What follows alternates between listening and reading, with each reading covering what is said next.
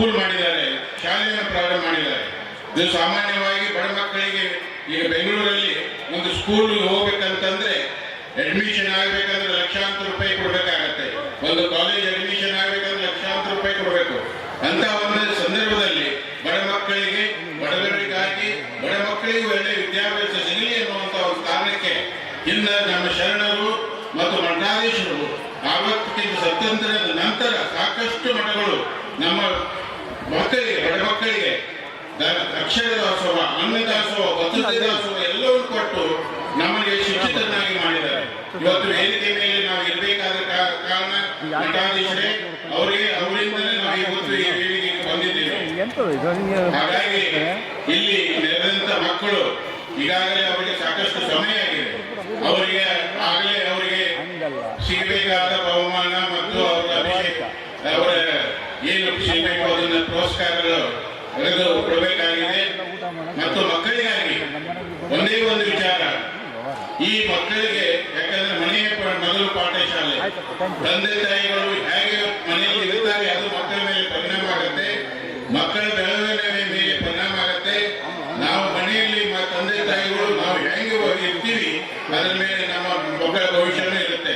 ಹಾಗಾಗಿ ಇವತ್ತಿನ ದಿನಗಳಲ್ಲಿ ತಂದೆ ತಾಯಿ ಜವಾಬ್ದಾರಿ, ಮನೆಯ ಮೊದಲ ಪಾಠಶಾಲೆ ಜವಾಬ್ದಾರಿ, ಅದರ ಜೊತೆಗೆ ಶಿಕ್ಷಕರ ಜವಾಬ್ದಾರಿ. ಯಾಕಂದ್ರೆ ನೋಡಿ, ಶಿಕ್ಷಕರು ಮಕ್ಕಳಲ್ಲಿ ಇರುವಂತ ಜ್ಞಾನ, ಮಕ್ಕಳಿಗೆ ಈಗಾಗಲೇ ಯಲ್ಲಾಪುರ ಹೇಳಿದ್ರು, ಮಕ್ಕಳಲ್ಲಿ ಏನಿದೆ, ಅವರ ಅಭಿಲಾಷೆ ಏನಿದೆ ಅದನ್ನ ಗುರುತಿಸಬೇಕು. ಅವರು ಸಾಕಷ್ಟು ಉದಾಹರಣೆಗಳನ್ನು ಕೊಟ್ಟು ಇದರ ಬಗ್ಗೆ, ವಿದ್ಯಾಭ್ಯಾಸ ಬಗ್ಗೆ ಹೇಗಿದೆ, ವಿದ್ಯಾಭ್ಯಾಸ ಆಗಬೇಕಾದ್ರೆ ಅವನು ಶ್ರೀಮಂತ ಇರಬೇಕಾಗಿಲ್ಲ, ಅವನು ಒಂದು ದೊಡ್ಡ ಶಾಲೆಗೆ ಓದಬೇಕಾಗಿಲ್ಲ, ಬಹಳಷ್ಟು ಎಕ್ಸಾಂಪಲ್ ಇದೆ. ಆಮೇಲೆ ಯಾವುದು ಕಷ್ಟಪಡಲ್ಲ ಬರಲ್ಲ, ಕಷ್ಟಪಟ್ಟರೆ ಮಕ್ಕಳು ಯಾವ ಸ್ಥಾನ ಆದ್ರೂ ಹೋಗ್ಬೋದು ಅನ್ನೋ ಇರುತ್ತೆ. ಸಾಕಷ್ಟು ಉದಾಹರಣೆಗಳಿದೆ. ಒಂದೇ ಒಂದು ಉದಾಹರಣೆ ನೀವು ಜಾಕ್ಮಾ ಅಂತ ಕೇಳಿರ್ಬೋದು. ಈಗ ನಾವೇನು ಈಗ ಆನ್ಲೈನ್ ಸರ್ವಿಸ್ ಇದೆ, ಎಲ್ಲ ಇದೆಯಲ್ಲ, ಅವರು ಚೈನೀಸು, ಅವನು ಏನೇ ಇದೆ ಒಂದು ಅಂತ ಎಷ್ಟೋ ಕಷ್ಟಗಳನ್ನು ಅನುಭವಿಸಿ ಇವತ್ತು ಮಲ್ಟಿಪ್ಲೇಯರ್ ಹೊಂಡ ಅಂತ ನೀವು ಯಾವುದು ಸ್ಕೂಟರು ಮತ್ತು ನೀವು ಕಾರ್ಗಳನ್ನು ನೋಡ್ತೀರಿ. ಅವನು 50 ಕಿಲೋಮೀಟರ್ ಸೈಕಲ್ ಮೇಲೆ ಹೋಗಿ ಒಂದು ಸೈಕಲ್ಗೆ ಮೋಟಾರ್ ಹಚ್ಚಿ ಒಂದು ಮೋಟರ್ ಸೈಕಲ್ ಮಾಡಿದ, ಅದನ್ನು ಯಾರು ತಗೊಂಡಿರ್ಲಿಲ್ಲ. ಅವನು 3 ತಿಂಗಳು ಸತತವಾಗಿ 50 ಕಿಲೋಮೀಟರ್ ದಿನ ಸೈಕಲ್ ಮೇಲೆ ಹೋಗ್ತಿದ್ದ. ಯಾಕಂದ್ರೆ ಟೋಕಿಯೋ ಹೋಗಿ ಇರುವಂತ ಶಕ್ತಿ ಇರಲಿಲ್ಲ. ಬಡವನಾದರೂ ಅವನ ಅಗಾಧವಾದ ಜ್ಞಾನದಿಂದ ಒಂದು ಮೋಟರ್ ಸೈಕಲ್ ತಯಾರು ಮಾಡ ಅಂತವ್ರು ಎಷ್ಟೋ ಜನ ಇದ್ದಾರೆ, ಎಷ್ಟೋ ಉದಾಹರಣೆಗಳಿದೆ.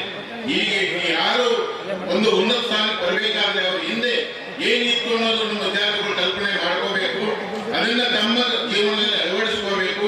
ಹಾಗೆ ಪ್ರಯತ್ನ ಮಾಡೋದ್ರಿಂದ ಯಾವುದೂ ಅಸಾಧ್ಯ ಇಲ್ಲ. ಪ್ರಯತ್ನ ಮಾಡಬೇಕಾದ್ರೆ ಮನೆಯ ಪಾಠಶಾಲೆ ಆಗಬೇಕು, ಗುರುವಿನ ಒಲವಿರಬೇಕು, ಗುರುವ ಮಾರ್ಗದರ್ಶನ ಇರಬೇಕು. ಮಾರ್ಗದರ್ಶನ ಇದ್ರೆ ಎಂಥ ಊರಲ್ಲಿ ಇದ್ರೂ ಸರಿ, ಯಾವ ಸ್ಥಾನದಲ್ಲಿ ಇದ್ರೂ ಸರಿ, ಬಡವನಾಗಲಿ ಶ್ರೀಮಂತನಾಗಲಿ ಯಾವ ಭೇದ ಭಾವ ಇಲ್ಲ. ಬರೀ ಒಂದು ಗುರಿಯೊಂದು ಮುಖ್ಯ, ಆ ಗುರಿ ಮುಟ್ಟಲಿಕ್ಕೆ ಒಂದು ಪ್ರಯತ್ನ ಮಾಡಿದರೆ ಎಲ್ಲ ಮಕ್ಕಳಲ್ಲಿ ಇರುವಂತಹ ಅಗಾಧವಾದ ಜ್ಞಾನ ಇರುತ್ತೆ. ಆ ಜ್ಞಾನ ಪೂರೈಸಬೇಕು, ನಡೀಬೇಕು. ಮೊನ್ನೆ ಒಂದು ನಾನು ಮೈಸೂರಲ್ಲಿ ಸಭೆ ಆಯೋಜಿಸಿದರು. ಅಲ್ಲಿ ಒಬ್ಬರು ಬಹಳ ಯಶಸ್ವಿ ಕಂಡಂತ ಒಬ್ಬ ವ್ಯಕ್ತಿ ಹೇಳಿದ, ಅವನಿಗೆ ಸರ್ಕಾರಿ ನೌಕರಿಯಲ್ಲಿ ಬಹಳಷ್ಟು ಆಸಕ್ತಿ ಇರಲಿಲ್ಲ. ಹಾಗಾಗಿ ಅವನು ಸ್ವಂತ ಕಾಲ ಮೇಲೆ ನಿಲ್ಲುವಂತ ಪ್ರಯತ್ನ ಮಾಡಿದ. ನಿಲ್ಲಬೇಕಾದ್ರೆ ಸಾಕಷ್ಟು ಸಲ ಅವನು ಫೇಲ್ ಆಗ್ತಾನೆ. ಅದಾದ ನಂತರ ಬಿಡದೆ ಹಠದಿಂದ ಅದನ್ನು ಸಾಧಿಸಿ ಇವತ್ತು ಒಬ್ಬ ದೊಡ್ಡ ಇಂಡಸ್ಟ್ರಿಯಲಿಸ್ಟ್ ಆಗಿದ್ದಾನೆ. ಒಂದು ಸಂಸ್ಥೆ ಕಟ್ಟಿದ್ದಾರೆ. ಆ ಸಂಸ್ಥೆ ಬರಬೇಕಾದ್ರೆ ಹಿನ್ನೆಲೆ ಏನಿತ್ತು, ಅವನಲ್ಲಿ ಇರುವಂತ ಛಲ, ಆ ಛಲದಿಂದ ಅದು ಸಾಧಿಸಿದ್ದು. ಆ ಛಲ ಬರಬೇಕಾದ್ರೆ ಅವನಲ್ಲಿ ಅವನು ಹುಟ್ಟಿನಿಂದಲೂ ಒಂದು ಛಲ ಇತ್ತು, ನಾನು ಹೀಗೇ ಮಾಡಬೇಕು ಅನ್ನೋ. ಹಾಗೆ ಮಕ್ಕಳಲ್ಲಿ ಇರುವಂತ ಒಂದು ಏನು ಗುಣ ಇದೆ, ಅವರಲ್ಲಿ ಯಾವ್ದು ಆಸಕ್ತಿ ಇದೆ ಅಂತ ಗುರುತಿಸಿ ಅವರಿಗೆ ಅದನ್ನ ಮಾರ್ಗದರ್ಶನ ಕೊಟ್ಟರೆ ಯಾವ ವಿದ್ಯಾರ್ಥಿಯು ಯಾರಿಗಿಂತಲೂ ಕಡಿಮೆ ಆಗೋದಿಲ್ಲ. ಸಮಾಜದಲ್ಲಿ ಬೆಳವಣಿಗೆ ಆಗಬೇಕಾದರೆ ವಿದ್ಯಾಭ್ಯಾಸ ಮುಖ್ಯ. ಅದಕ್ಕಾಗಿ ಮಠಗಳು ನಮಗೆ ವಿದ್ಯಾಭ್ಯಾಸ ಕೊಡ್ತಾ ಇದ್ದೇವೆ ಅಂತ ಮಠಗಳ ಹೆಸರಿನಿಂದ ನಾವು ಏನು ವಿದ್ಯೆಯನ್ನು ಪಡಿತೀವಿ, ಆ ಮಠಗಳಿಗೆ ನಾವು ಏನು ಕೊಡಬೇಕಾಗತ್ತೆ, ಆ ಸಂಸ್ಥೆಯಿಂದ ನಾವು ಏನು ಕೊಡಬೇಕು ಅಂತ ಒಂದು ಗಮನ ಕೊಟ್ಟಂತ ಸಂಸ್ಥೆಗೆ ಒಬ್ಬ ವ್ಯಕ್ತಿಯನ್ನು ಒಂದು ವ್ಯಕ್ತಿತ್ವವನ್ನು ರೂಪಿಸಿದಂತ ಮಠ ಆ ಒಂದು ಏಳಿಗೆ ಆದ ಮೇಲೆ ಆ ಮಠಕ್ಕೆ ಬಂದು ತನ್ನಿಂದ ಏನು ಸಾಧ್ಯತೆ ದೇಣಿಗೆ ಕೊಟ್ಟರೆ ನಿಂತ ಮಕ್ಕಳು ಮತ್ತಷ್ಟು ಬೆಳೀತಾರೆ, ಮತ್ತಷ್ಟು ಜನರಿಗೆ ಜ್ಞಾನ ಸಿಗುತ್ತೆ. ಎಲ್ಲ ಮಕ್ಕಳಿಗೂ ಒಂದೇ ನನ್ನ ಅಭಿಲಾಷೆ ಅಂದರೆ ತಾವು ಏನು ಮನುಷ್ಯನಲ್ಲಿ ಒಂದು ದೃಢ ನಿರ್ಧಾರ ಇರುತ್ತೆ, ಏನು ಮಾಡಿದ್ರೆ ನನಗೆ ಇದಾಗುತ್ತೆ, ಬೇರೆಯವರು ನೋಡಿ ಮಾಡಬೇಡಿ, ನಿಮ್ಮಲ್ಲಿರುವಂಥ ಗುಣವನ್ನು ಗುರುತಿಸಿ ಅದನ್ನೇ ಪ್ರಯತ್ನ ಮಾಡಿ ಯಶಸ್ವಿ ತಮ್ಮ ಬೆನ್ನಿಂದ ಬರುತ್ತೆ ಅಂತ ಹೇಳಿ ಈ ವೇದಿಕೆಗೆ ಮಹಾನ್ ನಮ್ಮ ಡಾಕ್ಟರ್ ಮೂಮಡಿ ಶಿವರುದ್ರ ಸ್ವಾಮಿಗಳು ನನ್ನ ಬರಮಾಡಿಸಿಕೊಂಡು ಬಹಳ ಆತ್ಮೀಯತೆಯಿಂದ ಕರೆದರು. ನಾನು ಇಷ್ಟು ದೊಡ್ಡ ಮಠ ನಾನು ನೋಡಿರಲಿಲ್ಲ, ಇಷ್ಟು ಪ್ರಶಾಂತವಾದ ಜಾಗ, ಇಂಥ ಒಂದು ಜ್ಞಾನಿಗಳಿರುವಂಥ ಜಾಗ, ಇಂಥ ನನ್ನ ಕರೆದಕ್ಕೆ ಅವರಿಗೆ ಚಿರಋಣಿಗಳೇ ಆಗುತ್ತೆ. ಅವರ ಪಾದಗಳಿಗೆ ಮತ್ತೊಂದು ವಂದಿಸಿ ನನ್ನ ಎರಡು ಮಾತುಗಳನ್ನು ಮುಗಿಸ್ತೇನೆ. ನಲ್ಮೆಯ ವಂದನೆಗಳು. ಉದ್ಘಾಟನಾ ನುಡಿಗಳನ್ನು ಆಡಿದಂತಹ ಜಸ್ಟಿಸ್ ಸುಭಾಷ್ ಆಡಿಯವರಿಗೆ ನಲ್ಮೆಯ ವಂದನೆಗಳನ್ನ ಅರ್ಪಿಸ್ತಾ ಇದ್ವಿ. ಪೂಜ್ಯರು ಆಶೀರ್ವಾದವನ್ನ ಮಾಡ್ತಿದ್ದಾರೆ. ಇಲ್ಲಿ ಬಂದಿರುವಂತಹ ಪ್ರತಿಯೊಬ್ಬ ಗಣ್ಯರ ನುಡಿಯನ್ನ ಮನಕೊಟ್ಟು ಕೇಳಿದವರು ಖಂಡಿತ ಮುಂದೊಂದು ದಿನ ಸಾಧಕರ ಸಾಲಿನಲ್ಲಿ ನಿಲ್ತೀರಾ. ಸದ್ದು ಮಾಡ್ತಾ ಸುಮ್ಮನೆ ಇದ್ರೆ ಕೆಳಗೆ ಕೂತಿರ್ತೀರಾ. ವೇದಿಕೆಯಲ್ಲಿ ಇರೋರು ಮಾತಾಡೋದನ್ನ ಕೇಳಿದವ್ರು ಮುಂದೊಂದು ದಿನ ವೇದಿಕೆಗೆ ಬಂದು ಕೂತ್ಕೊಳ್ತೀರಾ. ಗಹನವಾಗಿ ಕೇಳಿಸಿಕೊಳ್ಳಬೇಕು. ಮನಕ್ಕೆ ಅವರ ಚಿಂತನೆಯನ್ನ ಇರಿಸಿಕೊಂಡಾಗ ನೀವು ಸಾಧಕರ ಪಟ್ಟಿಯಲ್ಲಿ ಅಗ್ರಗಣ್ಯರಾಗಿರ್ತೀರಾ, ಮರೆಯದಿರಿ. ನಲ್ಮೆಯ ವಂದನೆಗಳನ್ನ ಅರ್ಪಿಸ್ತಾ ಕಾರ್ಯಕ್ರಮದ ಕೊನೆಯ ಮತ್ತು ಮುಖ್ಯ ಘಟ್ಟಕ್ಕೆ ನಾವೀಗ ಬಂದು ತಲುಪಿದ್ದೀವಿ. ಕಥೆಯತ್ತ ಹೊರಳಿಸೋ ಆಚಾರಗಳನ್ನ ಶ್ರದ್ಧೆಯಿಂದ ಪರಿಪಾಲಿಸ್ತಾ ಅದಕ್ಕೆ ಪೂರಕ ಎಂಬಂತೆ ವಿಚಾರ ಮಥನದ ನವ ನೀತವನ್ನ ಆಸಕ್ತರಿಗೆ ಪ್ರೀತಿಯಿಂದ ನೀಡ್ತಾ ಸದಾ ಕಾಯಕ ನಿರತರಾಗಿರುವಂತಹ ಇಂತಹ ಪೂಜ್ಯರನ್ನ ಪಡೆದಂತಹ ನಾವೇ ಧನ್ಯರು. ದಿವ್ಯ ಸಾನ್ನಿಧ್ಯವನ್ನ ವಹಿಸಿರುವಂತಹ ನಮ್ಮ ಪರಮ ಪೂಜ್ಯ ಶ್ರೀಮದ್ ನಿರಂಜನ ಪ್ರಣವ ಸ್ವರೂಪಿ ಚರಮೂರ್ತಿ ಡಾಕ್ಟರ್ ಗತ್ತು ದೇವತೆ ಅಂತ ಶ್ರೀ ಗಣೇಶ್ವರ ಮಹಾಸ್ವಾಮಿ ಅವರನ್ನ ಭಕ್ತಿಯಾಗಿ ಸಾಷ್ಟಾಂಗ ಪ್ರಣಾಮಗಳೊಂದಿಗೆ ನಮಸ್ಕರಿಸಿ, ಯಾವತ್ತೂ ನನ್ನ ಪ್ರಾತಸ್ಮರಣೀಯರು, ಮಾರ್ಗದರ್ಶಕರು, ನನ್ನ ಹಿರಿಯ ಪೂಜ್ಯರಾದಂಥ ಲಿಂಗೈಕ್ಯ ಚರಮೂರ್ತಿ ಕಾಲಕೇರಿ ಮಹಾಸ್ವಾಮಿಗಳು ಅಡಿದವರಿಗೆ ಭಕ್ತಿಯ ಪ್ರಣಾಮ ಸಲ್ಲಿಸಿ, ಈ ದಿವಸ ಪರಮ ಪೂಜ್ಯ ತ್ರಿವಿಧ ದಾಸೋಹಮೂರ್ತಿ ನಿರಂಜನ ಪ್ರಣಸ್ವರೂಪಿ ಚರಮೂರ್ತಿ ಕಾಲಕೇರಿ ಮಹಾಸ್ವಾಮಿಯವರ 16 ವರ್ಷದ ಸಂಸ್ಮರಣೋತ್ಸವ ಹಾಗೂ ಶಿವಯೋಗಿ ಮುನೇಶ್ವರ ವಿದ್ಯಾಪೀಠದ 63ನೇ ಶಾಲಾ ಕಾಲೇಜುಗಳ ವಾರ್ಷಿಕ ಶುಭ ಸಮಾರಂಭದಲ್ಲಿ ವೇದಿಕೆ ಮೇಲೆ ಹಾಸನಾಗಿದ್ದಂಥ ಎಲ್ಲ ಪೂಜ್ಯರಲ್ಲೂ ಭಕ್ತಿಯ ಪ್ರಣಾಮ ಸಲ್ಲಿಸಿ, ಈ ಕಾರ್ಯಕ್ರಮದಲ್ಲಿ ವಿಶೇಷವಾಗಿ ಶ್ರೀಮಠದ ಆತ್ಮೀಯ ಭಕ್ತರು, ಶ್ರೀಮಠದ ಎಲ್ಲ ಸಂಸ್ಥೆಯ ಮಠದ ಜೀರ್ಣೋದ್ಧಾರದ ಸರ್ವತೋಮುಖ ಬೆಳವಣಿಗೆಯಲ್ಲಿ ಸಹಕಾರವನ್ನು ಕೊಟ್ಕೊಂಡು ಬಂದಿರತಕ್ಕಂಥ ನಾಡಿನ ಸರ್ಕಾರದ ಉಪಮುಖ್ಯರಾದಂಥ ಶಿವಕುಮಾರ್ ಅವರೇ ಹಾಗೂ ಶ್ರೀಮಠದ ಆತ್ಮೀಯ ಭಕ್ತರಾಗಿರ್ತಕ್ಕಂಥ ಮಾನ್ಯ ಕೇಂದ್ರ ಸಚಿವರಾಗಿರ್ತಕ್ಕಂಥ ಸೋಮಣ್ಣವರೇ ಹಾಗೂ ಮತ್ತೊಬ್ಬ ಶ್ರೀಮಠದ ಅನನ್ಯ ಭಕ್ತ ಪ್ರೀತಿಯ ಭಕ್ತರಾಗಿರ್ತಕ್ಕಂಥ ಸನ್ಮಾನ್ಯ ಡಿ.ಕೆ. ಸುರೇಶ್ ಅವರೇ, ವೈ ಪ್ರಕಾಶ್ ಅವರೇ ಹಾಗೂ ರವಿಯವರೇ, ಈ ಎಲ್ಲ ಶ್ರೀಮಠದ ಆತ್ಮೀಯ ಭಕ್ತರನ್ನ ಈ ಕಾರ್ಯಕ್ರಮಕ್ಕೆ ಪ್ರೀತಿಯಿಂದ ಅವರು ಬರಬೇಕಾಗಿತ್ತು. ಈಗಾಗಲೇ ವಿಷಯ ತಿಳಿಸಿದ ಹಾಗೆ ಬೆಳಗಾವಿಯಲ್ಲಿ ನಡೀತಿರ್ತಕ್ಕಂಥ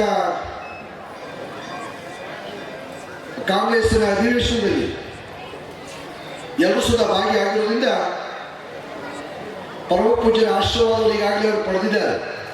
ಪರಮ ಪೂಜ್ಯರ ಕಾರ್ಯಕ್ರಮ ಯಾವುದೇ ಕಾರಣಕ್ಕೂ ನಿಲ್ಲೋದು ಬೇಡ ಬಗ್ಗೆ, ಕಾರಣ ಪರಮ ಪೂಜ್ಯರ ಆಶೀರ್ವಾದದಿಂದಲೇ ನಾವು ಇವತ್ತು ಈ ಸ್ಥಾನಮಾನದಲ್ಲಿ ಮುಂದುವರ್ಕೊಂಡು ಹೋಗ್ತಾ ಇದ್ದೀವಿ. ಯಾವತ್ತು ಮರಳೇಗೌಡದ ಆಶೀರ್ವಾದವೇ ನಮ್ಮ ಶ್ರೀರಕ್ಷೆ ಅಂತಕ್ಕಂಥ ನಂಬಿಕೊಂಡಿರ್ತಕ್ಕಂಥ ಆ ಸಹೋದರರು ಕಾರ್ಯಕ್ರಮ ನಿಲ್ಲೋದು ಬೇಡ ಬುದ್ಧಿ, ಅದನ್ನು ಮುಂದುವರಿಸಬೇಕು, ತಾವು ಮಾಡಿ ಅಂತಕ್ಕಂಥ ಒಂದು ಚರ್ಚೆ ಮುಕ್ತಾಯಗೊಂಡ ಮೇಲೆ ಈ ಕಾರ್ಯಕ್ರಮದ ಒಂದು ರೂಪರೇಷೆಯನ್ನು ರೂಪಿಸಿ ಆ ಪಂಚಾಂಗದ ಪರಮಪೂಜ್ಯರು ಲೀಲಾ ವಿಶ್ರಾಂತಿ ಪಡೆದಂಥ ದಿನ ಆ ನಕ್ಷತ್ರ ಪ್ರಕಾರವೇ ಶಾಸ್ತ್ರೋಕ್ತವಾಗಿ ಧಾರ್ಮಿಕವಾಗಿ ನಡೀಬೇಕಾದ್ರಿಂದ ಈ ಕಾರ್ಯಕ್ರಮ ಈ ದಿನ ಏರ್ಪಡಿಸಲಾಗಿದೆ. ಈ ಪವಿತ್ರ ವೇದಿಕೆಯಲ್ಲಿ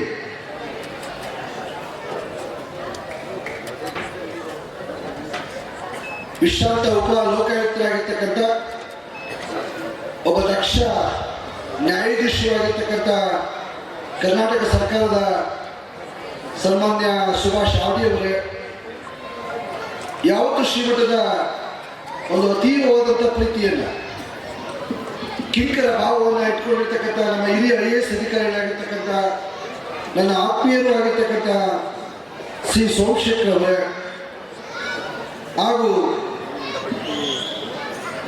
ಕಿರಿಯ ವಯಸ್ಸಲ್ಲೇ ಹಿರಿಯಾದ ಸಾಧನೆಯನ್ನು ಮಾಡಿರ್ತಕ್ಕಂಥ ಶ್ರೀಮಠದ ಎಲ್ಲ ಕೈಂಕರ್ಯಗಳು ಸುಧಾ ಎಲೆಮರೆ ಕಾಯಿಗೆ ಎಲ್ಲ ಕೆಲಸಗಳು ಸುಧಾ ತನ್ನದಂಥ ಒಂದು ವಿಶಿಷ್ಟವಾದಂತಹ ಸೇವೆಯನ್ನು ಮಾಡ್ತಿರ್ತಕ್ಕಂಥ ನನ್ನ ಪ್ರೀತಿಯ ಕಂದಾಯ ಸಚಿವರಾದ ಆಪ್ತ ಕಾರ್ಯದರ್ಶಿಯಾಗಿರ್ತಕ್ಕಂಥ ರವಿ ತಿರ್ಲಾಪುರ ಅವರೇ,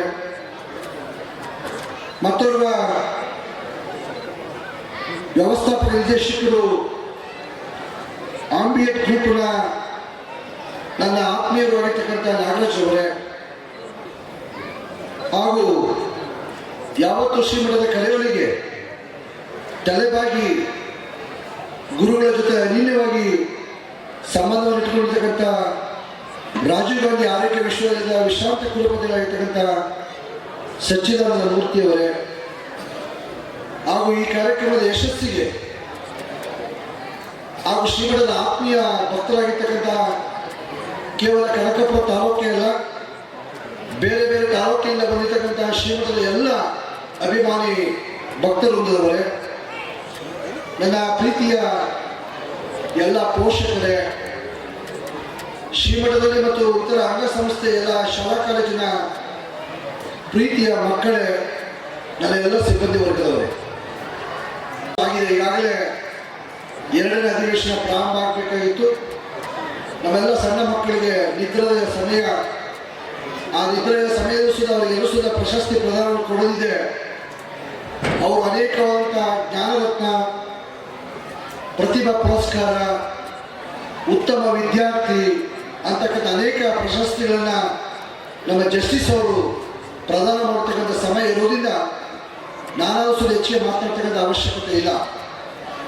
ನಮ್ಮ ಸೋಮಶೇಖರ್ ಅವರು ನುಡಿನಮನ ಮುಖಾಂತರ ಒಂದು ಮಠ ಹೇಗೆ ನಡಿಬೇಕು, ಗುರುಗಳು ಹೇಗೆ ಆ ಮಠದಲ್ಲಿ ತನ್ನದಂಥ ಕೆಲಸಗಳನ್ನು ಚಾಪನ್ನು ಮೂಡಿಸ್ತಾರೆ, ಶಿಷ್ಯ ಬಾಂಧವ್ಯವನ್ನು ಹೇಗೆ ಅವರು ಇಟ್ಕೊಂಡಿರ್ತಕ್ಕಂಥ ವಿಚಾರವನ್ನು ಅವರು ವಿಸ್ತಾರವಾಗಿ ನಡೆಸಿದ ಗಮನಕ್ಕೆ ತಂದಿದ್ದಾರೆ.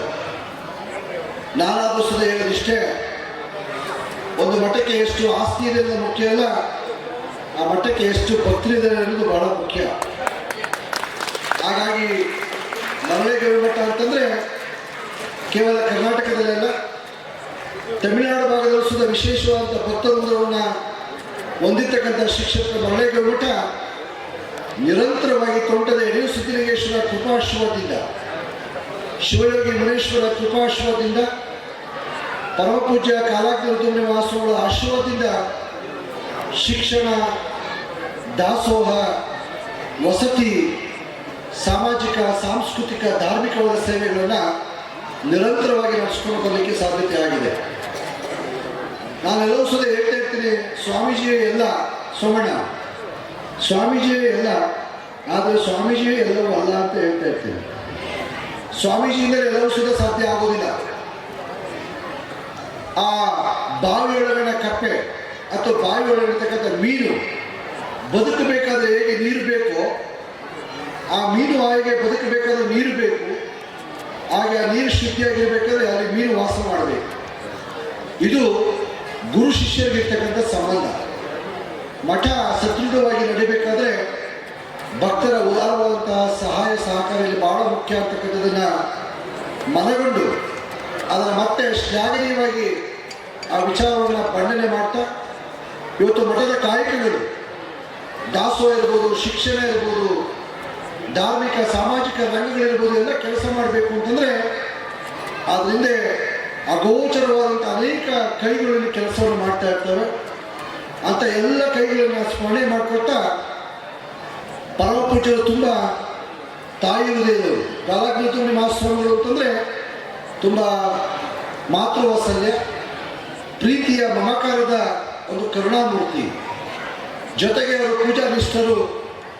ಅದರ ಜೊತೆಗೆ ವಿಶೇಷವಾಗಿ ರೈತರ ಬಗ್ಗೆ ತುಂಬ ಕಾಳಜಿಯನ್ನು ಇಟ್ಟಿರ್ತಕ್ಕಂಥ ಒಬ್ಬ ಸ್ವಾಮೀಜಿಯವರು.